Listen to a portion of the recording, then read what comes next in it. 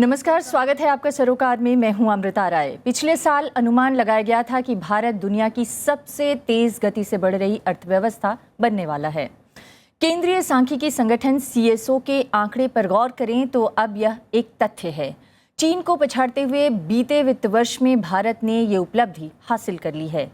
केंद्रीय सांख्यिकी संगठन ने 2015-16 की चौथी तिमाही के आंकड़े जारी किए तो सामने आया कि पिछले जनवरी-मार्च महीने में भारत के सकल घरेलू उत्पाद यानी GDP की वृद्धि दर 5 साल के सबसे ऊंचे स्तर 7.9% पर पहुंच गई और पूरे वित्तीय साल की विकास दर 7.6% रही, जबकि चीन की अर्थव्यवस्था 6.7% की दर से ही बढ़ पाई। 2015-16 में भारत की GDP 113.50 लाख करोड़ रुपए रही, जबकि एक साल पहले ये आंकड़ा 105.52 लाख करोड़ का था। इस वृद्धि से उत्साहित वित्त मंत्री अरुण जेटली ने घोषणा की कि देश अब चढ़ान पर है। जेटली ने कहा कि ये आंकड़े भारतीय अर्थव्यवस्था में अंतर्निहित शक्ति की झलक हैं। अनेक जानकारों ने 8 मुख्य क्षेत्रों में अप्रैल में दर्ज हुई 8.5% की वृद्धि दर को इस दावे का प्रमाण माना है। रिफाइनरी उत्पादों, उर्वरक, इस्पात, सीमेंट और बिजली जैसे क्षेत्रों में इस महीने प्रभावशाली बढ़ोतरी देखी गई। 2015-16 में तेजी से हुए इस आर्थिक विकास की मुख्य वजह उपभोग यानी कंजम्पशन को माना गया। आखिरी तिमाही में तो कृषि क्षेत्र से भी हौसला बढ़ाने वाली खबर आई। हालांकि देश की आर्थिक तरक्की के ये आंकड़े वर्ल्ड बैंक, IMF और भारतीय रिजर्व बैंक की अपेक्षा से कहीं परे रहे। दुनिया की तमाम आर्थिक एजेंसियों ने इन आंकड़ों की विरोधाभासी तस्वीर सामने लाई। HSBC global research, JP Morgan आदि ने खुलकर इस वृद्धि पर सवाल उठाए। विरोधी राजनीतिक दलों ने भी GDP गणना को दोषपूर्ण करार दिया। इन तथ्यों की रोशनी में आज हम बात करेंगे कि आखिर भारत की आर्थिक वृद्धि दर कितनी वास्तविक है और क्या वाकई इससे आम आदमी को फायदा हो रहा है।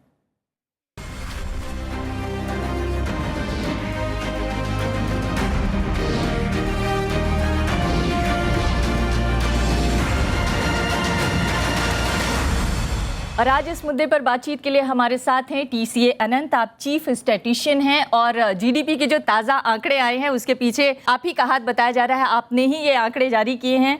कई बार आलोचनाओं के केंद्र में भी आप इन आंकड़ों को जारी करने के बाद रहे हैं। बहरहाल आप सेक्रेटरी हैं ministry of statistics and programme implementation department में और दिल्ली स्कूल ऑफ इकोनॉमिक्स में आप प्रोफेसर भी हैं।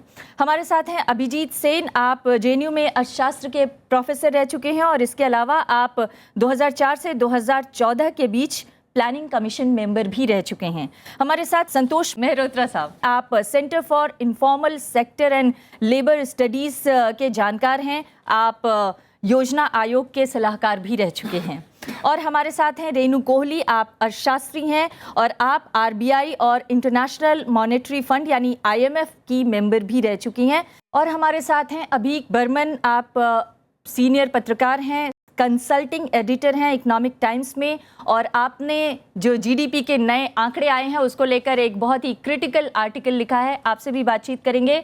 इसके अलावा हमारे साथ हैं तमाम छात्र छात्राएं। हमें उम्मीद है कि अपनी जिज्ञासाएं शांत करने के लिए आप लोगों की ये जो बहस है वो उस पर ज़रूर सवाल पूछेंगे और बातचीत करेंगे। अपनी चर्चा में आगे बढ़ें उससे पहले देखते हैं हमारी ये खास रिपोर्ट।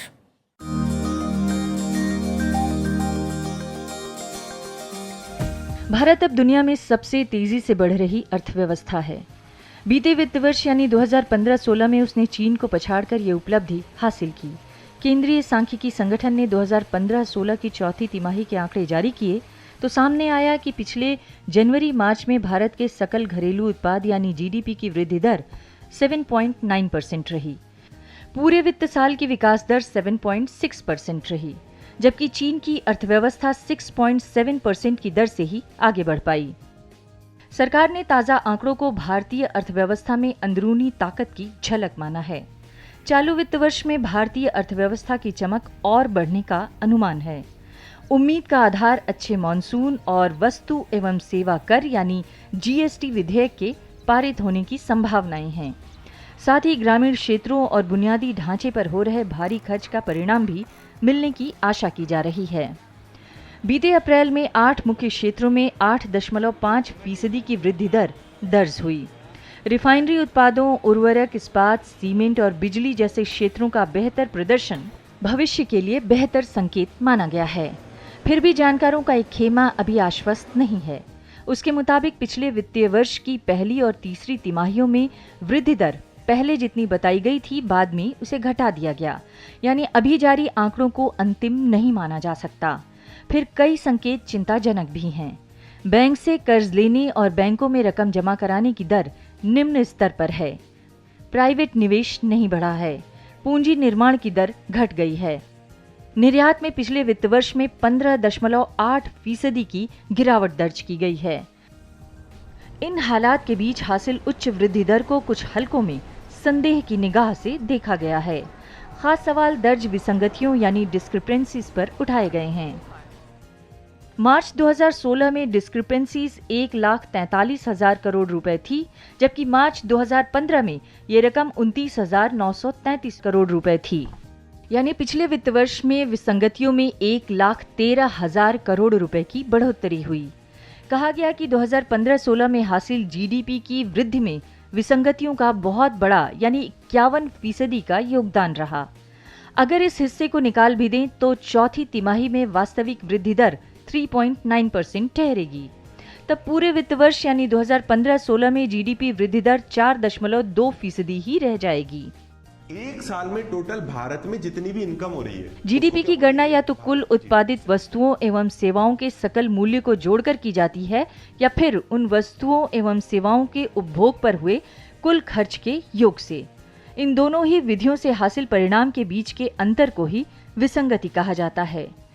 इसके अलावा जीडीपी की गणना के लिए अपनाए गए नए पैमाने पर भी सवालों का सिलसिला जारी है। न सिर्फ विपक्ष बल्कि कॉर्पोरेट और वित्तीय जगत के एक हिस्से की तरफ से भी ऐसे प्रश्न खड़े किए गए हैं। वैसे एक पुराना सवाल जीडीपी केंद्रित विकास नीति पर भी है। मुद्दा है कि जब देश के आम इंसान महंगाई और बेरोजगारी जैसी समस्याओं से त्रस्त हों, तब क्या अर्थव्यवस्था के चमकते आंकड़ों से खुश हुआ जा सकता है? टीसी अनंत साहब, मैं आप ही से अपनी चर्चा की शुरुआत करूंगी। जो आंकड़े आए हैं उसको लेकर एक तरफ सरकार बहुत उत्साहित है, लेकिन तमाम आलोचक संदेह की नज़र से देख रहे हैं। इन आंकड़ों का वास्तविक आधार क्या है आपकी नज़र में? एक तो जो जीडीपी का एस्टिमेशन है, इसको बहुत लोग पूरी तरह से समझ नहीं पाते। तो कुछ आलोचक इसी बात से परेशान हो जाते हैं कि पुरानी सीरीज और नई सीरीज में फ़र्क क्या है। इसका उत्तर सिर्फ है, जीडीपी का जो मेजरमेंट है एक कॉम्प्लेक्स स्टैटिस्टिकल एक्सरसाइज है, जिसको करने के लिए हम लोग एक सेट ऑफ प्रिंसिपल्स फॉलो करते हैं जो ग्लोबली एक्सेप्टेड है, जिसको हम सिस्टम ऑफ नेशनल अकाउंट्स कहते हैं। उसमें इसके बारे में डिटेल्ड प्रिंसिपल्स दिए हैं कि जीडीपी होती क्या है। जीडीपी कोई ऐसी वस्तु नहीं है जो आप बाजार में जाके खरीद सकते हैं। ये एक सांख्यिकी अनुमान है जिसके पीछे कई सारे अजम्पशंस, मॉडलिंग पीछे होती है। लेकिन आनंद साहब, आप ये कह रहे हैं कि कई सारे लोग इसे समझ नहीं पाते हैं, पर हम अपनी बात नहीं कर रहे हैं। हम तो जो आर्थिक विशेषज्ञ हैं उनके सवालों के बारे में आपसे सवाल पूछ रहे हैं, जिसको लेकर आपने भी कह दिया है, कहीं स्टेटमेंट भी दिया था कि ये आंकड़े इम्परफेक्ट भी हो सकते हैं। जी, ऐसा है। किसी भी स्टेटमेंट को में से दो शब्द निकाल के प्रेजेंट करना सही नहीं होता जी।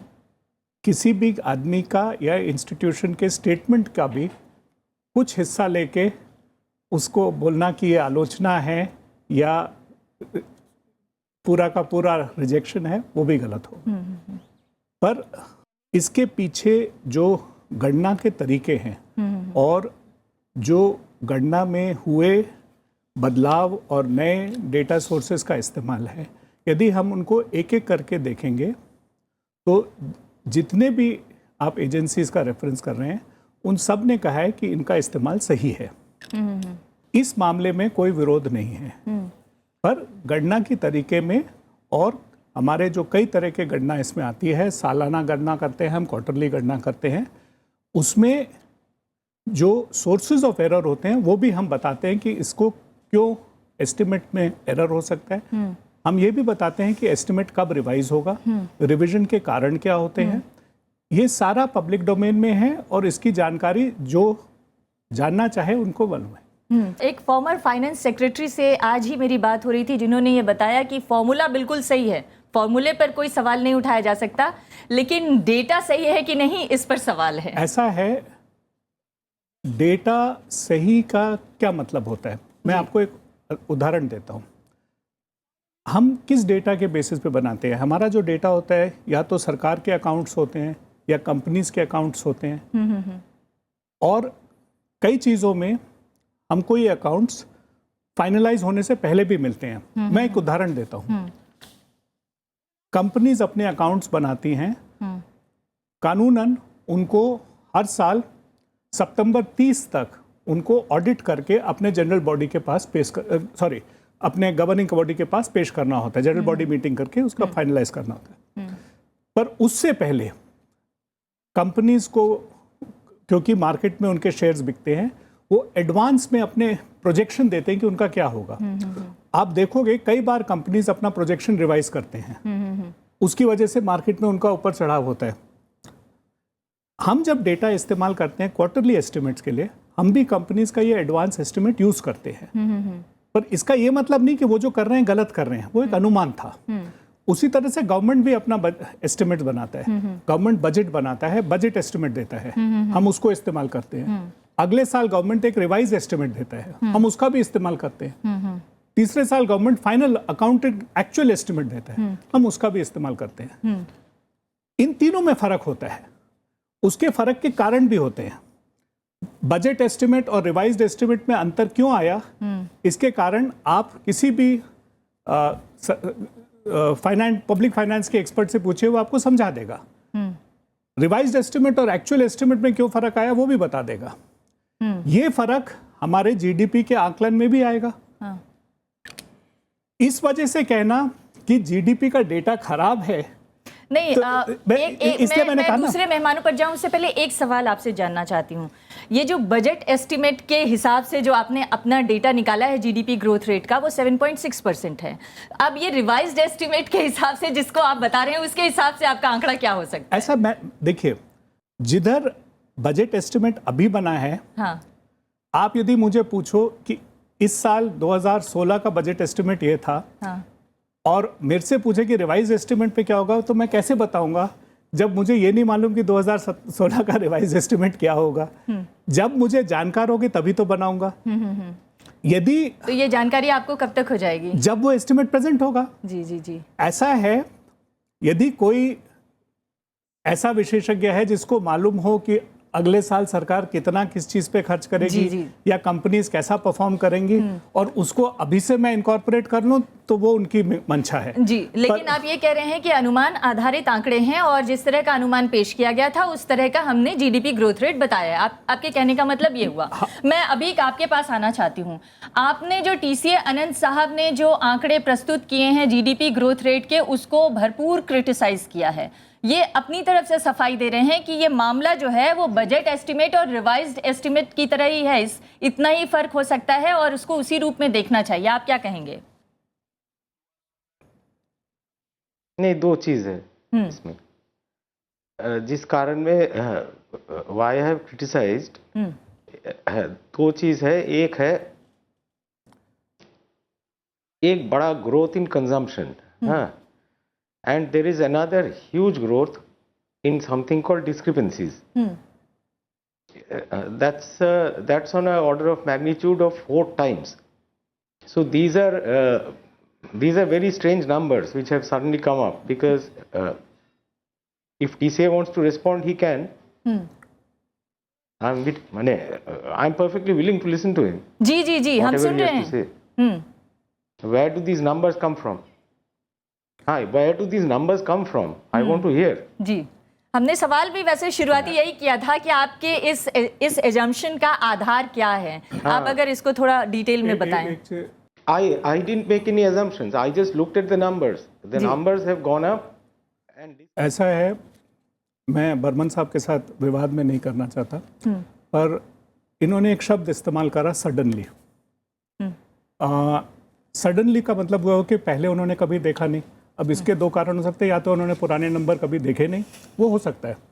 पर यदि आप पुराने नंबर देखोगे तो इस तरह की चीज़ कई बार हुई है। डिस्क्रिपेंसी जो है हम लिखते हैं कि उसमें एक्सपेंडिचर साइड में ये डिस्क्रिपेंसी है, ये शब्द हमारा ही है। और आप यदि पिछले जितने भी साल के अकाउंट्स देखोगे, हर साल आते हैं। और यदि आप उनको थोड़ा सा मेहनत करके यदि पुराने एस्टिमेट्स भी देखोगे तो कई बार इतना और इससे ज़्यादा डिस्क्रिपेंसी होती है। अब मैं आता हूं तथ्य पे कि क्यों होती है। हम सबसे पहले जीडीपी का आंकलन प्रोडक्शन साइड से करते हैं। उसके बेसिस पे हम अनुमान लगाते हैं कि प्रोडक्शन साइड में कितनी जीडीपी हुई। फिर हम कोशिश करते हैं कि उस प्रोडक्शन साइड जीडीपी का हिसाब लगाएं कि वो कहां पर व्यय हुई, कितना कंजम्पशन में गई, कितना इन्वेस्टमेंट में गई, कितना एक्सपोर्ट्स में गई, कितना इंपोर्ट से आई, इसका एक अंदाज लगाते हैं। अब इस अंदाज के लिए हमारे पास डेटा क्या है? एक्सपोर्ट्स इंपोर्ट्स का डेटा हमारे पास मोर और लेस टाइमली मैनर मिलता है। जैसे एक्सपोर्ट्स और इंपोर्ट्स का डेटा आरबीआई के उसमें आता है। कंजम्पशन और इन्वेस्टमेंट का कुछ डेटा हमें टाइमली मिलता है, पर वो भी थोड़ा डिले के बाद। बहुत कुछ डेटा हम अनुमान लगाते हैं। अब इस अनुमान में और जो प्रोडक्शन साइड एस्टिमेट में जो फर्क आता है, उसको हम डिस्क्रिपेंसी बोलते हैं। ये डिस्क्रिपेंसी जैसे हमारे पास ज्यादा डेटा आता है, उसको हम कम कर देते हैं। इससे प्रोडक्शन साइड एस्टिमेट में कोई नुक्स नहीं आता। यदि आप, और ये सारा मेथोडोलॉजी मैंने आपको जो अभी बताया, ये आज से नहीं, शुरू से नेशनल अकाउंट्स की वेबसाइट में है। बहुत कुछ ये क्लासेस में भी पढ़ाया जाता है, जो लोग इस क्लास में अटेंड करते हैं। हमने डिस्क्रिपेंसीज की आपने बात की, हमने कहीं पढ़ा कि ये जो जीडीपी ग्रोथ रेट दिखाया जा रहा है इस समय, इसमें डिस्क्रिपेंसीज का एक बहुत बड़ा योगदान है और ये बड़ा योगदान 51% तक का है। पर मैं इस सवाल को आगे ले जाना चाहती हूँ। अभिजीत सेन साहब, मैं आपके पास आना चाहती हूँ। जो ग्रोथ रेट आई है इस समय 7.6% की, उसको देश में भी आलोचक सवाल उठा रहे हैं और इंटरनेशनली भी उस पर सवाल उठाए जा रहे हैं। और जो आलोचकों के सवाल हैं वो कृषि से लेकर निवेश से लेकर तमाम सेक्टर्स के हैं। बैंकों की कर्ज दर जो है वो इस दशक के सबसे निम्नतर स्तर पर पहुंच चुकी है। प्राइवेट निवेश नहीं बढ़ रहा है। पूंजी निर्माण यानी कैपिटल गेन की दर लगातार घट गई है। निर्यात 15.85% गिर चुका है। नौकरियां निराशाजनक स्तर तक पहुंच चुकी हैं और कृषि क्षेत्र में सुधार का आंकड़ा भी बेहद रहस्यमय है। पहले माइनस में था, अब मिनिमम 2 और 2.3% के आसपास पहुंचा है। तो ये जो आंकड़े प्रदर्शित कर रहे हैं, इससे ग्रोथ रेट कैसे बढ़ रही है, ये लोगों को समझ में नहीं आ रहा है। आप अगर इसको बेहतर समझा सकें तो। अच्छा देखिए, खास बढ़ भी नहीं रहा है। Let's not get too carried away by it. आपने शुरू में एक कहा कि हम इतना बढ़ गए, हम चीन से आगे चले गए। ये तो गलत है। जो हुआ है वो चीन का घट गया है। उनका 10 होता था, वो अभी 6 के आसपास आ गए। तो ये सभी जगह होता है कि ग्रोथ रेट चेंज करते रहते हैं। अब जो 7.5 आपने अभी 7.6 ये जीडीपी पे है और जीवीए इट्स अबाउट 7.2। ये कोई बहुत बड़ी चीज नहीं है। हमारे ऐसे 7.5, जब मैं सरकार में था, हम 9 के आसपास बात करते थे। आजकल 7 को मामूली समझ के चलिए। अब इसमें मेरा फर्स्ट रिएक्शन जो है कि इस टाइप्स के नंबर्स आर टोटली प्लॉजिबल। ये नंबर में कोई रहस्य नहीं है, भय नहीं है। जो डिस्क्रेपेंसी की बात रही, डिस्क्रेपेंसी होता, वो किसको किसी चीज को बढ़ा नहीं सकता है। वो बस ये कहती है कि 2 सीरीज है, उसमें कोई भिन्नता है, वो स्टैटिस्टिकल एरर है।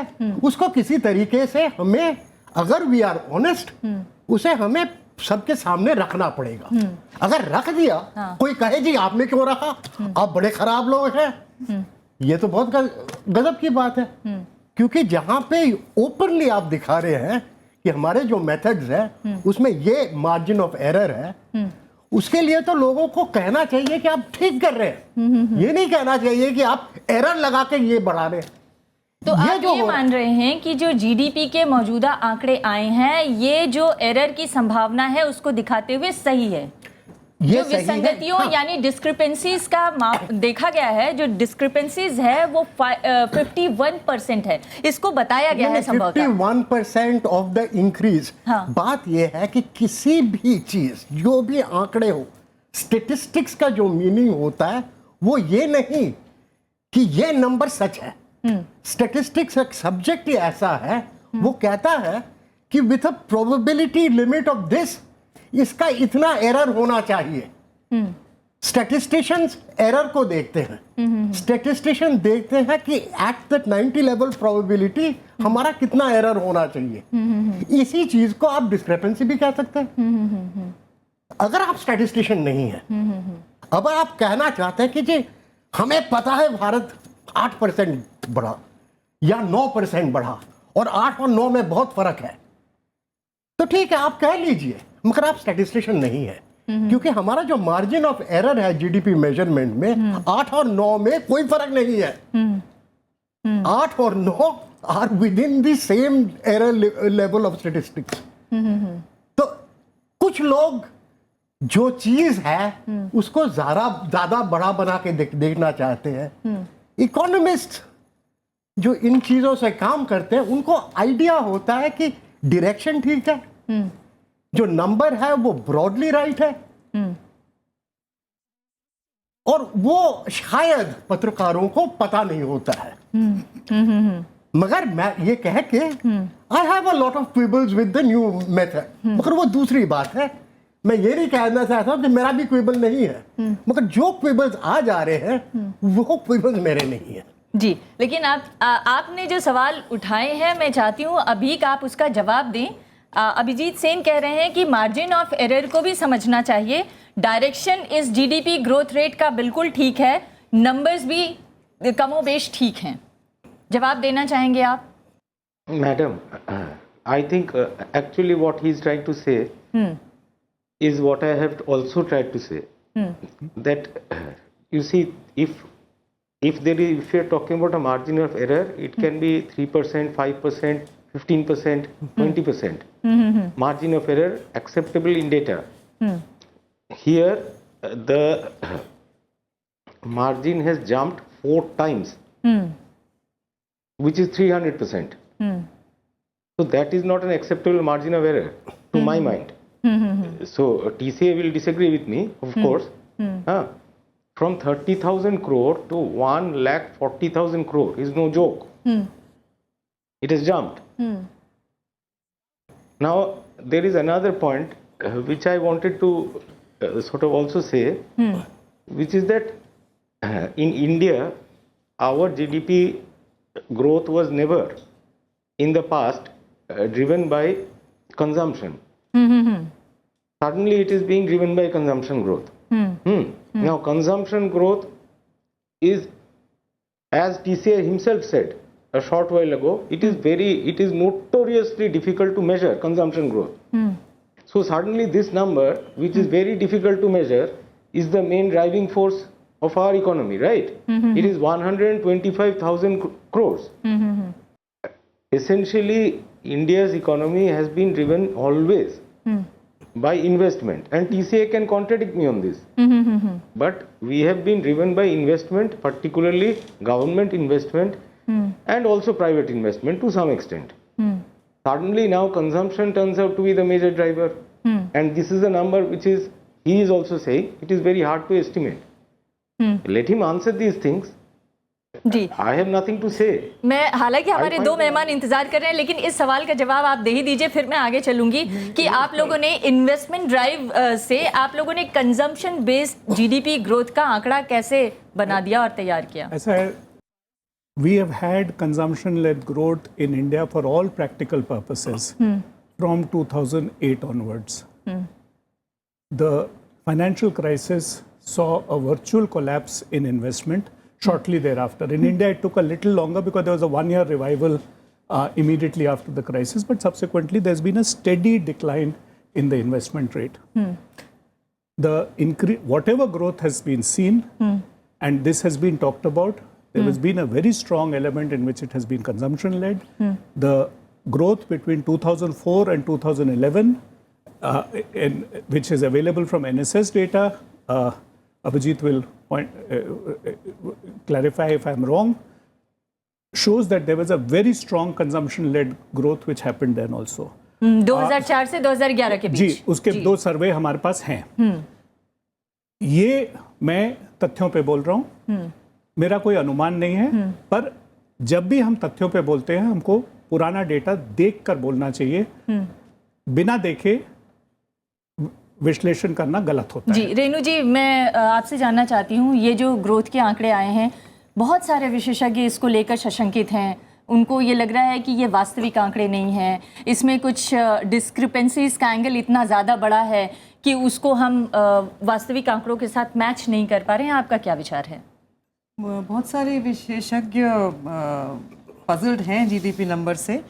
मेन कॉज जो है, जो पिछले साल जब नई सीरीज आई थी, सबसे ज़्यादा सोर्स जो है वो पजलमेंट का वो ये है कि जो अमूमन जो लीड इंडिकेटर हैं हमारे, जैसे इंडस्ट्रियल प्रोडक्शन हुआ, क्रेडिट ग्रोथ हुई, कार सेल्स हुई, और ये इस तरह की जो हाई फ्रीक्वेंसी इंडिकेटर्स जिनको कहा जाता है, उनका उतार और चढ़ाव से एक डायरेक्शन पता लगता है कि भाई ग्रोथ बढ़ रही है, नीचे जा रही है, इन्वेस्टमेंट हो रहा है या कंजम्पशन बढ़ रहा है, उस तरह। तो उनका जो डायरेक्शन है या जो पेस है, इस जो बढ़ोतरी है या घटोतरी है, उसका जो कोरिलेशन है वो इन नए नंबर्स के साथ वो थोड़ा टूट गया है। अब टूटने का कारण भी समझाया गया है स्टैटिस्टिकल ऑफिस से कि वो जो है, ये अब हम जीडीपी एट फैक्टर कॉस्ट जो पहले दिया करते थे वो नहीं, अब हम वैल्यू एडेड देते हैं। लेकिन फिर भी जो है, क्योंकि एक है कि डायरेक्शन ऑफ चेंज जो है ऊपर बढ़ रहा है, जैसे जीवीए जो है वो लगातार इकोनॉमी इंप्रूव हो रही है, वो हो रहा है। दूसरी तरफ दिख रहा है कि इंडिकेटर्स नीचे जा रहे हैं, अब क्रेडिट ग्रोथ है बिल्कुल नीचे जा रही है, तो वो एक बहुत बड़ा सोर्स है पजलमेंट का। दूसरा सोर्स ये है कि पिछले 2014 के आखिरी में से लेके और तकरीबन मतलब 4 महीने 5 महीने पहले तक प्राइसेस बहुत ज़बरदस्त गिरे हैं, खास करके जो इम्पोर्टेड गुड्स के हैं, ट्रेडेबल्स जिनको कहा जाता है, ऑयल हुआ, कमोडिटीज़ हुआ, उसकी वजह से एक बहुत बड़ा डाइवर्जेंस आ गया है। जो हमारी प्राइस इंडेक्स होती है, जो प्रोड्यूसर प्राइस है वो, और दूसरा जो है consumer price index, WPI and CPI। WPI and CPI। तो कुछ लोगों का ये कहना है कि ये जो ग्रोथ है ये रियल नहीं है, और ये जो है डिफ्लेटर की वजह से आ रही है, क्योंकि जब भी जो ग्रोथ को वो CSO कंपाइल करता है। मैं ये जानना चाहती हूँ, एज ए इकोनॉमिस्ट आपको क्या लग रहा है? मैं जो पहली बात कही कि वो एक पजलमेंट है, मैं भी उसी को बिलीव करती हूँ कि ये समझ नहीं आ रहा कि भाई यहाँ से ये सब इंडिकेटर्स नीचे जा रहे हैं। अगर हम पुरानी हिस्ट्री में जाएं, 2004 या 2000 से लेके कंपेयर करें, तुलना करें, तो इकोनॉमिक रिकवरी कैसी होती है, तो वो होता है कि उतार चढ़ाव आते रहते हैं, लेकिन एक ट्रेंड जो होता है ना, इंडस्ट्रियल प्रोडक्शन का, एक्सपोर्ट्स का, इंपोर्ट्स का, कैपिटल गुड्स का, वो ऊपर चढ़ता है ट्रेंड में, जबकि छोटी मोटी साइकिल्स जो हैं ऊपर नीचे 2-3 महीने में आती रहती है। अब क्या हो रहा है कि पिछले 2011-12 से उसमें जो है वो सिर्फ फ्लक्चुएशन जो है, एक तरह से फ्लैटनेस आ रही है, लेकिन जीवीए जो है वो बढ़ रहा है। तो जीवीए भी वैल्यू एडेड भी एक इनकम का हिस्सा है। इन्वेस्टमेंट के बारे में तो आपने भी बोला कि 2008 से बढ़ा नहीं है, सर्विस सेक्टर में लगातार गिरावट ही है। इन्वेस्टमेंट गिर रहा है, इन्वेस्टमेंट गिर रहा है, 11-12 से गिर रहा है, और लगातार कंसिस्टेंट डिक्लाइन है। उसके पहले जो 2003-4 में जो रिकवरी थी, वो चारों, जिसको कहते हैं कि चारों इंजन पे मैं तो बस यहाँ पर आज बहस इसीलिए कर रही हूँ कि नौकरियां नहीं मिल रही हैं, इन्वेस्टमेंट गिर रहा है, सर्विस सेक्टर पीछे चल रहा है, कृषि में खास ग्रोथ नहीं है, बैंक जो है वो कर्ज के बोझ तले दबे हैं। फिर ये खुशहाली के आंकड़े कहाँ से आ रहे हैं, इस पर हम बहस करें, और कम से कम अपने ज्ञान बढ़ाएं, अपने दर्शकों को भी बता सकें कि एक्चुअली इसके पीछे क्या वजह है। मेहरोत्रा साहब, देखिए, इस सवाल का जवाब डॉक्टर अनंत को ही देना चाहिए, और मुझे विश्वास है कि इनके पास आप अच्छा। उनसे कुछ सवाल करना चाहेंगे? मैं यही सवाल करना चाहता था जो रेणु जी ने किया, मगर जहाँ तक जो बड़ा मुद्दा है जो अभीक जी ने रेज किया है, तो मैं उस पर ये कहना चाहता हूँ कि मैं इस मामले में डॉक्टर अनंत और डॉक्टर अभिजीत सेन से पूर्ण रूप से सहमत हूँ। क्योंकि देखिए, जो रहस्य जो उठाया जा रहा है, जो सवालिया निशान उठाए जा रहे हैं, वो केवल 3 महीने के आंकड़ों पर है। सालाना आंकड़े जब दोबारा रिवाइज होकर के आएंगे तो ये रिवाइज होगा वैसे भी। तो अभी बहुत ज़्यादा छाती ठोक करके ये कहा न जाए कि हम इकोनॉमी बहुत अच्छा कर रही है, जैसे डॉक्टर सेन ने बहुत सही ढंग से मतलब इस बात को किया। तवज्जो दी। और हमें ये याद रखना चाहिए कि हमारे देश के आर्थिक आंकड़ों की व्यवस्था जो है सुदृढ़ है और विकासशील देशों के मुकाबले कहीं ज़्यादा सुदृढ़ है। तो इस तरीके के सवालिया निशान इतनी जल्दी, जो 3 महीने के आंकड़े हैं, 3 महीने वाले जो आंकड़े होते हैं वो कभी बहुत पुख्ता नहीं होते, वो हमेशा रिवाइज किए जाते हैं। इसमें कोई रहस्य नहीं है कि बाद में वो रिवाइज होते हैं, क्योंकि जैसे डॉक्टर अनंत ने समझाया, डेटा बाद में आता है और वो रिवाइज होने ही हैं। मगर डॉक्टर अनंत को जो आप मोटा सवाल कर रही हैं, नहीं, मैं तो ये सवाल कर रही थी कि वो डॉक्टर अनंत को जवाब देना ये केवल देश के आर्थिक विशेषज्ञों की बात नहीं है, इंटरनेशनल लेवल पे भी सवाल उठाए जा रहे हैं। बैंक ऑफ अमेरिका ने सवाल उठाया, जेपी मॉर्गन ने सवाल उठाया है, और भी कई संस्थाओं ने सवाल उठाए हैं। ये सवाल क्यों उठाए जा रहे हैं? देखिए, मतलब अगर सब कुछ इतना बेहतर है तो फिर सवाल उठाने की बात आनी नहीं चाहिए। संशय क्यों पैदा हो रहा है लोगों के मन में? ये चर्चा जारी रखेंगे, हम बात करेंगे। एक ब्रेक के लिए रुकते हैं, ब्रेक के बाद भी इस बहस को जारी रखेंगे।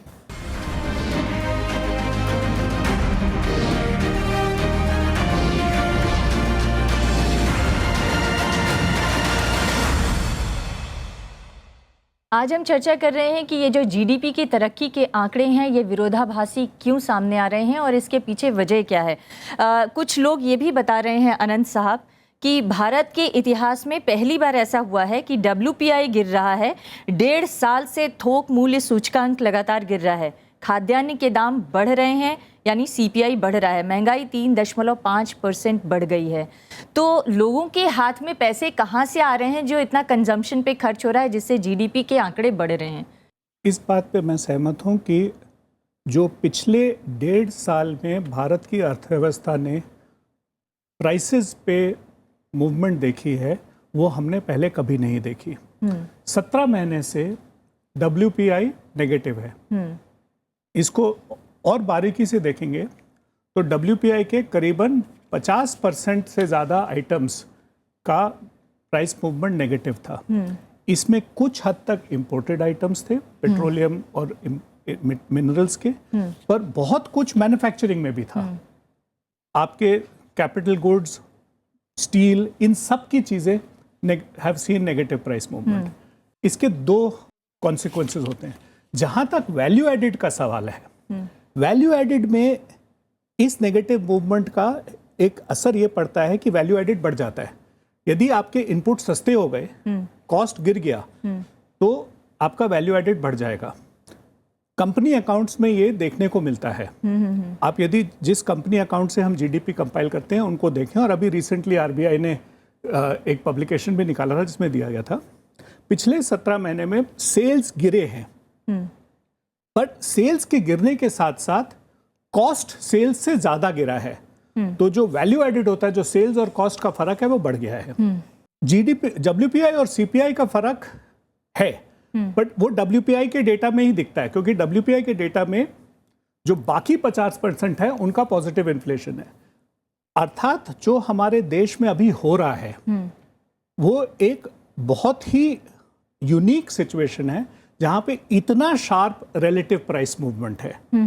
नाउ रिलेटिव प्राइस चेंजेस, इतने sharp relative price changes economy में they lead to real consequences. उसका क्या फर्क पड़ा, how is the economy responded to that, ये विशेषज्ञों को देखना चाहिए। जी, अभिजीत सेन साहब, मैं ये जानना चाहती हूँ कि ये जो अनंत साहब ने अभी तर्क दिए GDP ग्रोथ रेट के बढ़ने के, क्या आप इससे सहमत हैं? और दूसरा, अगर ये GDP ग्रोथ रेट वास्तविक है तो इसको आगे बनाए रखने के लिए क्या और उम्मीद की जा सकती है? नहीं, अभी जो अनंत साहब ने कहा वो आई थिंक उसी चीज़ पे उनका ऑफिस और हम सबको ज़रा और देखना चाहिए, क्योंकि ये जो नेगेटिव WPI है, ये नेगेटिव WPI एसेंशियली अगर आप करंट प्राइसेस में आपका GDP कैलकुलेट करते हैं, उसको अगर डिफ्लेट करें तो ऑब्वियसली कांस्टेंट प्राइसेस में जो होगा उसका ग्रोथ रेट बढ़ जाता है because of the negative growth of WPI। और ये हो रहा है, और ये कितना, ये जो नेगेटिव हम WPI में देख रहे हैं, ये कितना दूर is actually reflecting what the real deflator should be is something which to my mind I have some problems. वो इसलिए है कि WPI जो अवेलेबल है वो कुछ पहले बनाई गई थी, उसकी जो एप्लीकेबिलिटी है to the sectors that they are applying it to is something I certainly have not been able to figure out. Maybe they have done it. But to me, a large part of the doubts regarding the constant GDP growth rates are reflective of the doubts regarding the differential between what people observe at the retail end and what the WPI numbers are throwing up. वो दो साथ साथ चल रही है, मगर ये भी सच है कि आप अगर देखें तो भारत सरकार की और उससे भी ज़्यादा स्टेट गवर्नमेंट्स की टैक्स रेवेन्यूज काफ़ी बढ़ रहे हैं। अगर टैक्स रेवेन्यू बढ़ रही है तो किसी के हाथ में तो टैक्स देने का पैसा आ रहा है, और वो एक चीज़ है जो कुछ हद तक वो भी जीडीपी के स्टैटिस्टिक्स के अंदर चली जाती है। मगर अगर आप सब कुछ देखें, देयर इज अ मिस्ट्री, और ये मिस्ट्री जो है वो ये तो है कि ये लास्ट 2 साल में एग्रीकल्चर में खास कुछ नहीं हुआ, इट्स एब्सोल्युटली स्टेबल, वहां से कोई खास नहीं आ रहा है, इन्वेस्टमेंट में नहीं हो रहा है, सर्विसेज घट रही हैं, service sector service sector is one of those places जहां पे मुश्किल है। I mean in the collection of the data, वो जो टैक्स का जो मैंने बताया था, no I think the real thing is that somewhere it is not the investment side, it is not agriculture, it is not even the guy whose CPI you're judging or whose wages you can get from available wage data, especially on the rural. इनका नहीं बढ़ रहा है, but somewhere along the line किसी का बढ़ रहा है, नहीं तो वो टैक्स नहीं आता। लेकिन मैं यही तो जानना चाहती हूँ, ये जो आप कह रहे हैं समवेयर अलोंग द लाइन किसी का कुछ आमदनी बढ़ रही हो, अगर रिलेटिव प्राइसेस बहुत चेंज हो रहा होता तो people are taking advantage of those relative prices to make some profits. Relative price changes में profits होंगे. They will be of a nature of investment but not of fixed investment. And what is happening there, I don't have a clue, but a lot must be happening there. जी, अभी आप कुछ कहना चाहते हैं? Ovijitda knows very well, and TCA also knows that there has been a collapse in the wage rates in the agricultural sector. Agricultural wages, the growth rate has collapsed from something like 20% to now less than 2% or 1%, something like that. Given that, how do we explain this gigantic rise in, given that almost 70% of our population is employed in agriculture, how do we explain this huge growth rate? Let Abhijit answer this. As I was saying, it's obviously not happening in agriculture, certainly not to agricultural wages. It is happening outside agriculture. It is not being driven by investment because whatever figures we have, investment isn't driving it. However, something must be happening on items we've got much less handle on. Because my way of looking at it is that if the economy wasn't growing, then taxes wouldn't grow.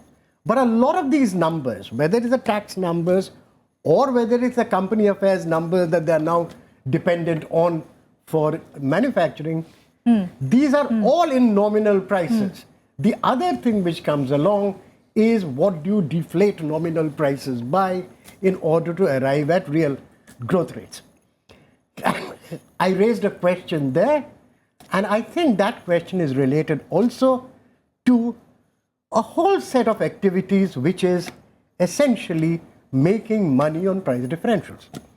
कुछ positive हो रहा है जिसके बारे में अभी स्पष्टता नहीं है कि वो कहाँ, आप यही कह रहे हैं कि अर्थव्यवस्था में कुछ पॉजिटिव हो रहा है, लेकिन वो पॉजिटिव कहाँ हो रहा है, आप एक लाइन में जवाब दीजिए, फिर मैं रेणु जी के पास। एक लाइन के जवाब का तो नहीं है। अच्छा, ये जो अभिजीत कह रहे हैं वो एक हद तक बहुत सही है कि रिलेटिव प्राइस चेंजेस काफ़ी शार्प है। डिफ्लेटर्स का इशू जिस तरह से इन्होंने पेश करा उस तरह से नहीं है, क्योंकि जीडीपी का आकलन हम एग्रीगेट प्राइस लेवल से नहीं करते, अलग अलग सेगमेंट में अलग अलग डिफ्लेटर लगाते हैं। और सच बात यह है कि कई सेगमेंट्स में बहुत शार्प नेगेटिव मूवमेंट प्राइसेस में हो रही हैं। इसकी वजह से कांस्टेंट प्राइस मेजरमेंट बढ़ा है, और ये जो हम वर्ड यूज़ करते हैं रियल और नॉमिनल, ये एक समय के हैं जिसका आजकल कोई खास मतलब नहीं है। करेक्ट टर्म जो हम लोग लिखते हैं पब्लिकेशन में, मेरा रिक्वेस्ट है सबको उस पर फोकस करें, constant price and current price, उसका बहुत सही मतलब निकलता है। रियल के साथ बहुत लोग गलतफहमी में रहते हैं, इसलिए मैं चाहूँगा कि उसका शब्द को ना इस्तेमाल करें तो ज़्यादा अच्छा है। रिलेटिव प्राइस मूवमेंट हुए हैं, उनके Abhijit has also quite correctly said real consequences भी हुए हैं। बहुत कुछ जानकारी इसकी एनालिसिस करने के लिए ज़रूरी है कि हम कुछ पुराने ख्यालों को छोड़ दें। सबसे पहला जो पुराना ख्याल हमारे को छोड़ना ज़रूरी है कि हम एक उस दुनिया में हैं जहाँ पे जनरलाइज्ड इन्फ्लेशन है। हिंदुस्तान में पिछले 17 महीने से जनरलाइज्ड इन्फ्लेशन नहीं है। जब 50% मैन्युफैक्चरिंग का वेट्स बदल सकते हैं एंड उनका न्यू सीरीज में कितना फर्क पड़ेगा वो जब WPI रिवाइज होगा वो आ जाएगा, बट पुराने सीरीज के हिसाब से 50% वेट से ज़्यादा के मूवमेंट्स नेगेटिव थे। इसका ये मतलब हुआ कि बहुत सारी ऐसी इंडस्ट्री है जिसका महीने पर महीने कीमतें गिर रही थी। उन इंडस्ट्रीज पे क्या असर पड़ा? जिन इंडस्ट्रीज की कीमत बढ़ रही थी उन पे क्या असर करा, उनके यूजर इंडस्ट्रीज पे क्या असर पड़ा? मुझे लगता है कि ये एक रिसर्च का सब्जेक्ट मुझे लगता है कि आप लोग को एक और नया डेटा इस आधार पे बनाना पड़ेगा कि ये डेटा है। हाँ, डेटा बहुत कम से कुछ कम पब्लिक नॉलेज में लाना पब्लिक जरूरी नॉलेज में है। हाँ, जरूरत है एनालिस्ट्स को उस डेटा पे रिसर्च करने की। जी, अनफॉर्चुनेटली हम लोग बहुत ज्यादा समय हाँ, गलत डायरेक्शन के कमेंट्स पे वेस्ट करते हैं। मैं इसी डिस्कशन पे बोलूंगा। नहीं, हमने लेकिन आधा समय एक डिस्कशन हम तो सिर्फ वो बात कर रहे हैं जो लोगों के दिमाग में है, जो सवाल लोगों के दिमाग में कहीं से भी आ रहे हैं। दो तीन सवाल जो हैं, बड़े सवाल जो आ रहे हैं। हाँ, सवाल आने का, जो सवाल उठाते हैं उनकी कुछ जिम्मेवारी होती है, और वो जिम्मेदारी है कि करेक्ट रिसर्च से, करेक्ट हिस्टोरिकल पर्सपेक्टिव से सवाल उठाएं। यदि अपनी मर्जी से किसी और कहने पे, किसी और मूल्यों मतलब आप ये कह रहे हैं कि सही डेटा लेंगे तो सही पर्सपेक्टिव सामने डेटा को आएगा। देखेंगे तो सही पर्सपेक्टिव आएगा। लेकिन एक और बात अभिजीत जी ने कही, और वो ये कि हमारी अर्थव्यवस्था में कुछ ऐसा अच्छा हो रहा है जिसकी तरफ अभी बहुत सारे लोगों का ध्यान नहीं गया। शायद उसी की तरफ ये इशारा कर रहे हैं कि आप ज़्यादा स्टडी कीजिए, ज़्यादा रिसर्च मटेरियल निकालिए, तो जो इनका डेटा है वो सही साबित होगा। आप क्या कहना चाहेंगी? मुझे जो समझ आया अभिजीत जी के रिमार्क से वो ये कि भाई रिलेटिव प्राइस जब चेंजेस होते हैं, कई चीज़ों के दाम एकदम घटते हैं, कई जगह और बढ़ते हैं, कोई ना कोई बीच में मुनाफा किसी का होता है, तो वो कहाँ रिफ्लेक्ट हो रहा है? इन्वेस्टमेंट में नहीं हो रहा, कंजम्पशन में हो सकता है। अगर इनइक्वालिटी बहुत ज़्यादा हो या बढ़ गई हो पिछले 3 साल में, 4 साल में, 6 साल में या कुछ भी, अगर इनइक्वालिटी बहुत ज़्यादा होगी तो ऐसा हो सकता है कि टॉप 1%, 10% वो अपना कंजम्पशन, मर्सिडीज़ खरीद रहे हैं, लैम्बोर्गिनी खरीदें, सोना खरीदें, ये खरीदें, वो खरीदें, उसके बेसिस पे ऐसा भी कुछ हो सकता है। लेकिन क्योंकि ये चीज़ें जो हैं, ये चेंजेस जो हैं सिर्फ 1-1.5 साल में हो रहे हैं, इट इज़ टू अर्ली, मतलब सिर्फ एनेक्डोटल एविडेंस के अलावा हम और कोई वो नहीं कर सकते। लेकिन मेरे को मेन क्वेश्चन जो मेरा ये है जीडीपी के नंबर्स के, वो डिफ्लेटर को लेकर है। ये WPI में जो चेंज आया हो, कोलैप्स आया, वो बिल्कुल सही है। और बहुत लोगों का ये कहना है कि ये जो और अनंत जी ने भी ये कहा कि WPI और CPI के जहाँ जहाँ हम अप्लाई करते हैं डिफ्लेटर, उसकी वजह से जो कांस्टेंट प्राइसेस वाली ग्रोथ है वो बढ़ जाती है, क्योंकि एक चीज़ नेगेटिव है। नाउ अब क्या है कि आने वाले कुछ महीनों में ये गैप जो है कम होना चाहिए। WPI का रुख जो है बदल चुका है, डायरेक्शन अब वापस ऊपर चलने लगे। लेकिन मुझे लगता है कहीं ना कहीं ये स्टैटिस्टिकल अथॉरिटीज़ को इसके ऊपर नया तरीके से गौर करना पड़ेगा, क्योंकि पहले जो इंडिया में ये होता, भारत में ये होता था हमारे, कि जो कंज्यूमर और प्रोड्यूसर प्राइसेस में जो गैप था, बीच बीच में डाइवर्जेंस आया करती थी, 1.5 साल आई, 2 साल आई, लेकिन ओवर अ पीरियड ऑफ 1.5-2 साल के बीच में 2.5 साल तक कोलैप्स कर जाती थी, मतलब खत्म हो जाती थी। तो उसकी वजह से ये जो साइकिल के जो जीडीपी नंबर्स में जो चेंजेस हैं वो भी नॉर्मलाइज हो जाया करते थे, ऐसा नहीं होता था। लेकिन अब कुछ शायद स्ट्रक्चरल चेंजेस हैं क्योंकि इनकम लेवल्स बढ़ गए हैं, कंजम्पशन लेकिन एक बड़ा सवाल यह है कि इनकम लेवल्स किसके बढ़े हैं, क्या उससे बड़े पैमाने पर आम आदमी को फायदा हुआ है? जीडीपी केंद्रित जो विकास है उसको किस तरीके से देखने की जरूरत है? जो विकास के साथ न्याय यानी ग्रोथ विद इक्विटी की बात कही जाती थी वो कहीं इसमें हो रहा है कि नहीं? ये सब और भी कई बड़े सवाल हैं जिस पर दूसरे आर्थिक विशेषज्ञ सवाल उठाते रहते हैं, पर मैं चाहती हूँ 2-3 सवाल एक साथ जो लोग करना चाहते हैं कर लें। जी आनंद सर, मेरा क्वेश्चन आपसे ही है।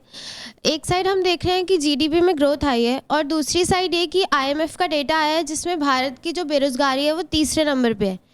तो ये जो डिफरेंस है वो कैसे, और इसका क्या अंतर है, मतलब कैसे कम? अगली सवाल। सर मेरा सवाल भी आपसे है। मेरा सवाल ये है कि जहाँ पे लोगों को जॉब्स नहीं मिल रही हैं वहाँ पे हम ये कह रहे हैं कि जीडीपी इंक्रीज हो रहा है, तो वो जीडीपी इंक्रीज हो कैसे रहा है जब जॉब्स नहीं है, वो लोग कंज्यूम नहीं कर रहे, तो फिर उन्हें मिल कैसे रहा है? मेरा सवाल इसी में आगे जुड़ा हुआ है कि एग्रीकल्चर जो घट रहा है, इंडस्ट्रियल सेक्टर भी कोई ऐसा नहीं है कि बहुत बढ़ रहा है, तो ऐसे कौन से बिंदु है, ऐसा कौन सा आधार है जिससे हमारी जीडीपी बढ़ रही है? इस पर थोड़ा प्रकाश डाले सर, समझ में नहीं आ रहा। इतनी देर से चलो बट सबसे पहले मेरे को आईएमएफ का आप कौन सा एम्प्लॉयमेंट डेटा बता रहे हैं इसकी जानकारी नहीं है, तो मैं उस पर तो तर्क नहीं करूंगा। हमारे देश में एम्प्लॉयमेंट जो हम लोग मेजर करते हैं, जिसका सबसे ज़्यादा अहमियत लोग मानते हैं, वो हमारे ऑफिस से ही एक नेशनल सैम्पल सर्वे है, वो सर्वे करता है जिसके बेसिस पे हम देश के एम्प्लॉयमेंट का अनुमान लगाते हैं। पिछला सर्वे भी 2011-12 में हुआ था। उसके बाद एम्प्लॉयमेंट का एज सच कोई सर्वे अभी हाल में सरकार ने संसद में एक बयान दिया था और उसमें कहा गया था कि पिछले 7 साल के सबसे निचले स्तर पर इस समय जॉब ग्रोथ है। जब भी कोई बयान आप देखो, और क्योंकि मेरा काम सांख्यिकी के बारे में है, मैं देखना चाहता हूं कि वो उसका किसके बेसिस पे है और क्या मतलब है। शब्दों का मतलब अलग अलग भी हो जाता है, अलग अलग हो जाता है जब आप स्टेटिस्टिक्स के रूट पे जाते हो, इसलिए। पर जहां तक एम्प्लॉयमेंट का सवाल है, भारत में मेन प्रॉब्लम बेरोजगारी की नहीं है। एक तरह से मेन प्रॉब्लम जो भारत में है, लोग काम करते हैं क्योंकि लोग गरीब हैं, उनके पास ऑप्शन नहीं है कि घर में बैठे उनको कोई पैसा नहीं देता। जैसे विकसित देशों में होता है कि आप घर बैठिए आपको अनएम्प्लॉयमेंट डोल मिलता है, हमारे यहाँ नहीं मिलता। इसलिए मजबूरन लोग काम करते हैं, चाहे रेड़ा पटरी चलाते हैं, कुछ करते हैं। इसलिए हमारे जो एम्प्लॉयमेंट के आंकड़े आप देखोगे उसमें अनएम्प्लॉयमेंट की दर कम होती है। इसलिए मैंने कहा ना, मेरे को आईएमएफ का नंबर का पता भी नहीं लगता। पर हमारे यहाँ जॉइंट फैमिली रही ही कहाँ, हमारे यहाँ न्यूक्लियर फैमिलीज का जमाना है। अंडर एम्प्लॉयमेंट की दर बहुत ज्यादा होती है। इसमें क्या फर्क आया, कितनी वृद्धि हुई, ये जो हम एनएसएस का सर्वे का मैं बता रहा था उससे मालूम होती है जी। दूसरा सवाल आपका यह है कि यदि एम्प्लॉयमेंट नहीं बढ़ी तो जीडीपी कैसे बढ़ा? ये एक्चुअली सवाल इंटरेस्टिंग भी है और सही भी है। कई देशों में, सिर्फ हमारे देश में नहीं है, ये देखा गया है कि एम्प्लॉयमेंट की क्वालिटी में ग्रोथ ना भी होके जीडीपी में फर्क आता है। इसके कारण ये हैं कि जो वैल्यू एडेड का प्रोसेस है उसमें कई एलिमेंट्स होते हैं जी। और मैन्युफैक्चरिंग में चेंजेस इन इंस्टीट्यूशनल स्ट्रक्चर से वैल्यू एडेड बढ़ सकता है, एम्प्लॉयमेंट नहीं बढ़ सकती जी। ये सिर्फ हमारे देश में नहीं हुआ। बड़ा सवाल ये एक मिनट, इन्होंने तीसरा सवाल पूछा था, उसको भी मैं जवाब दे दूं। आपका तीसरा सवाल था कि 3 सेक्टर्स हैं, एग्रीकल्चर, मैन्युफैक्चरिंग और सर्विसेज। यदि एग्रीगेट में ग्रोथ हुआ है, एग्रीकल्चर यदि 1% से ग्रो है, वैसे मैन्युफैक्चरिंग में ग्रोथ है, और तो बाकी जो ग्रोथ होगी वो सर्विसेज में होगी। तो ये तो अनुमान के हिसाब से है। सर्विसेज में कारण क्या है ग्रोथ का? कई सेगमेंट्स है सर्विसेज के, उसमें जो एक अभिजीत हिंट कर रहे थे वो भी सेगमेंट आता है जब काफी प्राइस, रिलेटिव प्राइस मूवमेंट होती है, उसका जो बेनिफिट होता है वो भी ज्यादातर सर्विस सेक्टर में जाता है। लेकिन ये भी सच है, अगर इसको थोड़ा और ब्रॉडर पर्सपेक्टिव में देखें तो लोग ये कह रहे हैं कि जॉबलेस ग्रोथ जैसे यूपीए के ज़माने में हो रही थी, आजकल इन्वेस्टमेंट लेस ग्रोथ हो रही है। और अगर ये सिर्फ संख्याओं का ही मामला है, जीडीपी सिर्फ संख्याओं का मामला है, तो फिर इससे ये जो सब बच्चे बैठे हैं या बहुत सारे जो आम लोग हैं इस देश में, उनको इस जीडीपी से कुछ हासिल होने वाला है? जीडीपी के आंकड़े चाहे जितने भी हो, खुशहाली के आंकड़े, तरक्की के आंकड़े देश के अर्थव्यवस्था को आगे बढ़ाते हुए नजर आ रहे हैं, लेकिन आम आदमी को क्या हासिल हो रहा है? बहुत अच्छा सवाल किया आपने, और ये सवाल कम से कम 50 साल से अर्थशास्त्री, जो सही ढंग से सोचने वाले अर्थशास्त्री हैं, वो ये सवाल करते रहे हैं कि आखिरकार ये कैसे होता है कि जीडीपी बढ़ गई मगर नौकरियां नहीं बढ़ीं। जो डॉक्टर अनंत ने कहा, देखिए ये संभव है कि जीडीपी बढ़ जाए, क्योंकि ऑर्गेनाइज सेक्टर जो है, जो कॉर्पोरेट सेक्टर है, अगर पहले के चर्चा से आपको ये एहसास हुआ होगा कि संभव है कि कॉस्ट्स गिर गई, इस वजह से प्रॉफिटेबिलिटी बढ़ी, तभी थोड़ा सा टैक्स रेवेन्यू भी बढ़ रहा है। तो ये संभव है कि जीडीपी बढ़ी है क्योंकि प्रॉफिट्स बढ़े हैं, तो कंजम्पशन उन लोगों का बढ़ा है जो संभ्रांत हैं। और जैसे अभी कह रहे थे कि रियल वेजेस नहीं बढ़ रही हैं, तो आम जनता का कंजम्पशन नहीं बढ़ा है। और जहाँ तक नौकरियों का सवाल है, नौकरियाँ अधिकतर हमारे देश में या फिर एग्रीकल्चर से आती हैं या अनऑर्गेनाइज सेक्टर से आती हैं।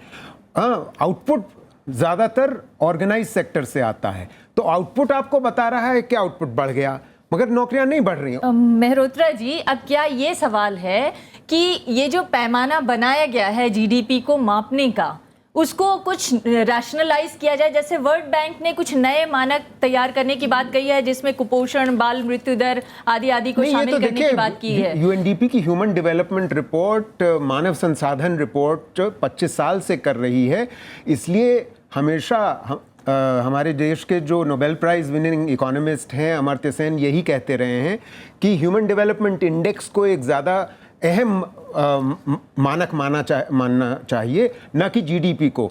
ये तो अखबार और टीवी जीडीपी को लेकर के उड़ते रहते हैं, कोई ज़रूरी नहीं कि ये उतना अहम या महत्वपूर्ण मापदंड है देश की तरक्की का, देश के जीवन के तरक्की का। इस पे एक चीज मैं बोलूंगा, जीडीपी एक अहम मापदंड है, ये कोई नहीं कह रहा कि नहीं है, बिल्कुल सही। दूसरा अहम है, उसकी अहमियत उसके कॉन्टेक्स्ट में देखनी चाहिए और उसका मेजरमेंट उसके कॉन्टेक्स्ट में देखना चाहिए। इसके अलावा कई और मापदंड भी अहम हैं। जरूरी ये है कि हम उन सबको बनाएं, पर एक के लगा के बोले कि इसकी वजह से ये गलत है, वो नहीं होता। हर एक का अपना एक अहमियत और ज़रूरत है, और हर एक चीज़ की ज़रूरत के हिसाब से उसका इस्तेमाल करना चाहिए। ज़रूरी ये है कि आप समझे कि जीडीपी किस चीज़ को मेजर करती है, क्यों मेजर करती है, और उसका सही इस्तेमाल क्या है। आप किसी चीज़ का गलत इस्तेमाल करेंगे तो फिर उसके नतीजे सही नहीं होंगे। मेरे ख्याल से बच्चों के सवाल बिल्कुल जायब हैं, रियलिस्टिक हैं और बहुत रेलेवेंट हैं उनकी उम्र के लिए, बिकॉज अभी ये कॉलेज में हैं और फिर आगे जॉब मार्केट में जाएंगे। तो मैं थोड़ा सा डिफरेंटली सोचती हूँ। मेरे हिसाब से जीडीपी डेफिनेटली एक मेजर है इकोनॉमिक वेलबींग का, और उसकी एक बहुत जगह है। जीडीपी और एम्प्लॉयमेंट का एक रिश्ता भी होता है, और वो बहुत पुराना चला आ रहा है, टेक्स्ट बुक थियोरीज में होता है, हमेशा होता है।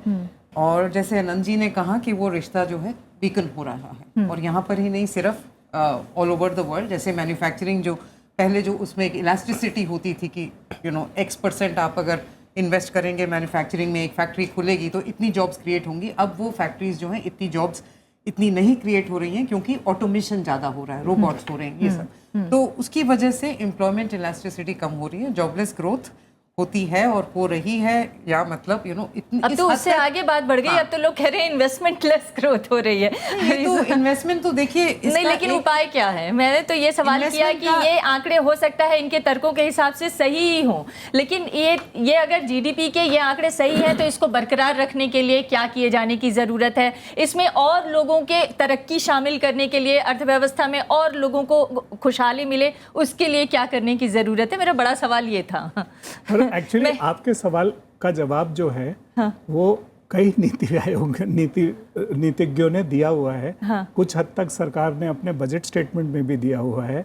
और आप इस सवाल को करें कि इस दर को आगे बढ़ाने के लिए और क्या करना है, इसकी जो डिस्ट्रीब्यूशन है, सबका लाभ सबको पहुंचे, उसके लिए क्या करना है। हाँ। इस पे बहुत कुछ लिखा सवाल गया। मेरा वही है कि इसका जो डिस्ट्रीब्यूशन है या ये आंकड़े आम लोगों को कैसे जहां से फायदा हम पहुंचा रहे शुरू हैं? करे थे और जहां पर अब आए हैं वो बहुत फर्क है। उस सवाल का बहुत लोगों ने लिखा है, बहुत कुछ कहा गया है। हाँ। और वो एक मोरलेस अलग चर्चा का विषय हो सकता है कि उसमें क्या करने की जरूरत है। जी, मैं इस चर्चा को अब खत्म करने का वक्त आ गया। अभिजीत साहब, आपसे मैं आखिरी कमेंट जानना चाहती हूँ जीडीपी के आंकड़ों के बारे में। आप एक पॉजिटिव डायरेक्शन में जीडीपी के ग्रोथ रेट को देख रहे हैं, लेकिन इस जीडीपी के ग्रोथ रेट में आम आदमी को ज़्यादा से ज़्यादा फ़ायदा मिले, उसके लिए क्या करने की ज़रूरत है?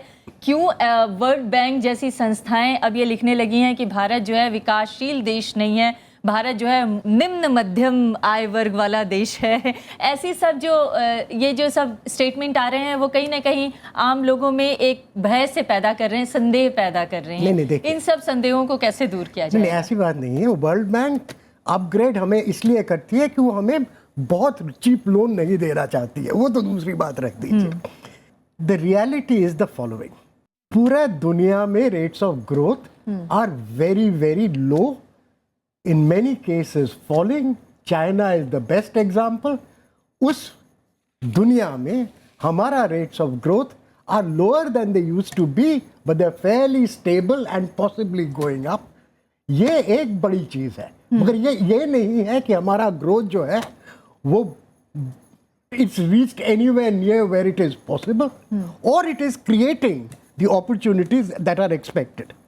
और उसका एक कारण ये भी है, जो बहस आपने सुनी उसमें ग्रोथ रेट कहाँ से रहा है ये स्पष्ट नहीं है। अगर ये स्पष्ट नहीं है तो ये ग्रोथ रेट रहेगी या नहीं, और वो कहाँ से आएगी वो भी स्पष्ट नहीं है। तो इन चीज़ों में काफ़ी रहस्य रहती है, इसलिए रिसर्च और भी करना पड़ेगा, आप लोगों को उसमें ज्वाइन करना पड़ेगा। टीसी अनंत साहब ने इतनी सारे चर्चा की और बताया, क्या आपको ये पता चल पाया कि ये रहस्य क्या है और ये रहस्य बरकरार रहेगा कि नहीं? आप आश्वस्त हैं?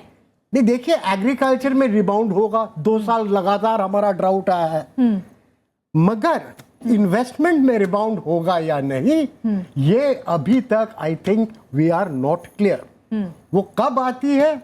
लोग कहेंगे अगर इकोनॉमी बढ़ जाता है, अगर इकोनॉमी बढ़ जाता है तो साथ साथ इन्वेस्टमेंट बढ़ती है, बट दैट वो जो हॉर्स अभी कैट चेज और जो dog chasing its own tail, that game I don't see it as yet happening, maybe it will, but I think that is where the issue is that this is a difficult world.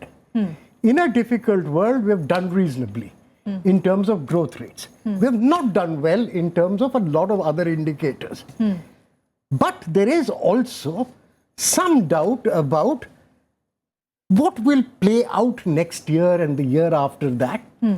एक चीज तय है कि agriculture में rebound होगी।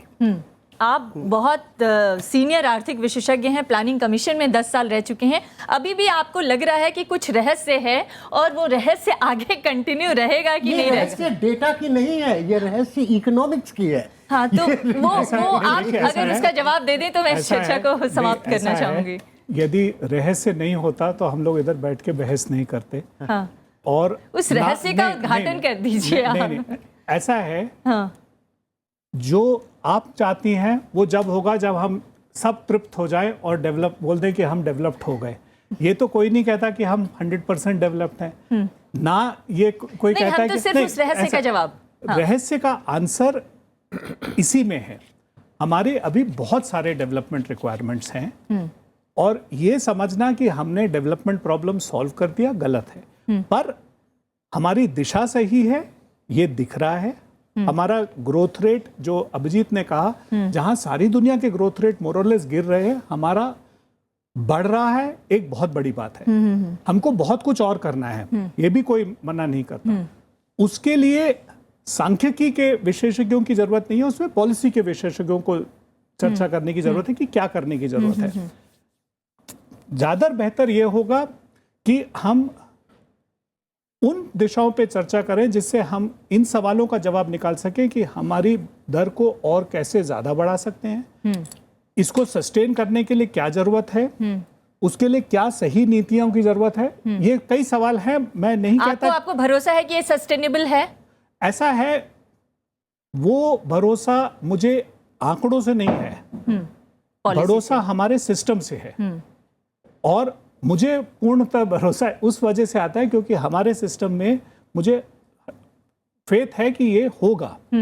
हमारा potential है, ये सब मानते हैं। हमारा सिस्टम सही है, वो भी है, इसलिए ग्रोथ तो होगी।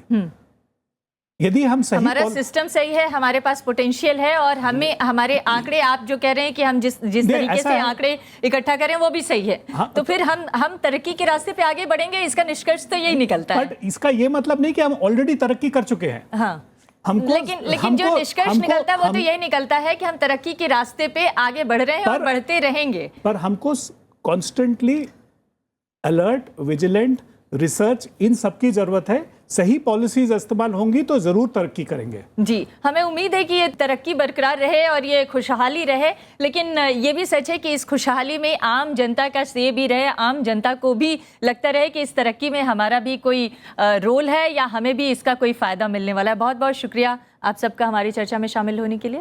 आपका भी नमस्कार।